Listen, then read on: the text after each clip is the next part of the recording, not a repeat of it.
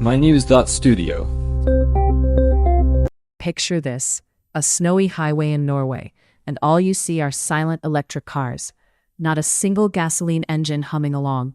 How did Norway manage to electrify its roads while so much of the world is still debating? Today's date is January 15th, 2026. Almost every new car sold in Norway is electric, 97.6% last year, to be exact. This isn't some sudden spike. It's the result of decades of planning and public support. But how did Norway achieve this so thoroughly? The roots go back to the 1990s. Norway started with strong incentives: no VAT, no registration tax, no import duties on electric vehicles. At the same time, they made it more expensive to own fossil fuel cars, steep taxes on petrol and diesel. But was that enough? Not entirely. They layered in perks: access to bus lanes, free city parking, discounts on tolls and ferries. Even after some purchase incentives were reduced post-2025, the key ones, VAT and registration tax exemptions, stayed. They're crucial, but infrastructure might be just as important. Norway invested heavily in charging stations. Now they have the densest network of fast chargers worldwide. So range anxiety isn't really an issue. And the electricity? It's almost all renewable, mostly hydro. Charging up is clean from start to finish.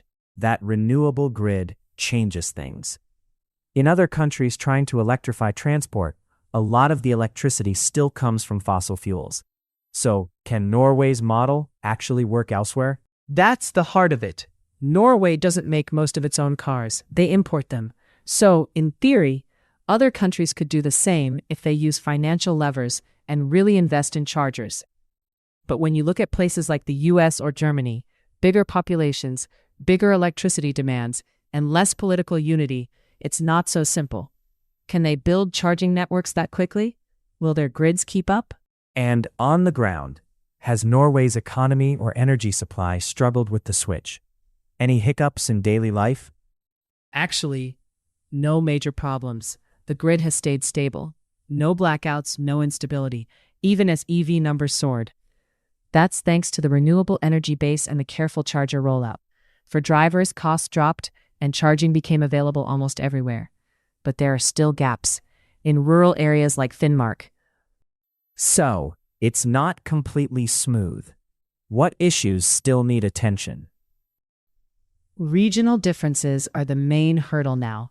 Incentives are shifting to focus on smaller, more affordable EVs and replacing older cars, not just adding new ones. There's also growing debate about whether more investment should go to public transport instead of just private cars. Will the conversation move towards buses and trains? That could be the next phase. But Norway's case shows something.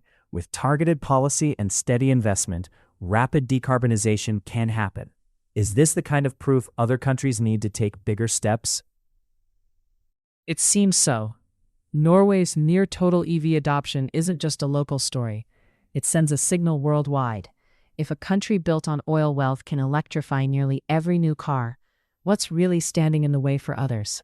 To recap, Norway combined strong incentives, infrastructure investment, and a clean electricity grid to drive EV adoption to nearly 100%. The model isn't a perfect fit everywhere, but the main lesson is clear. Consistent policy, financial tools, and public support matter most. And as more countries watch Norway, the question isn't whether the shift to clean transport can work. It's how quickly others are willing to follow.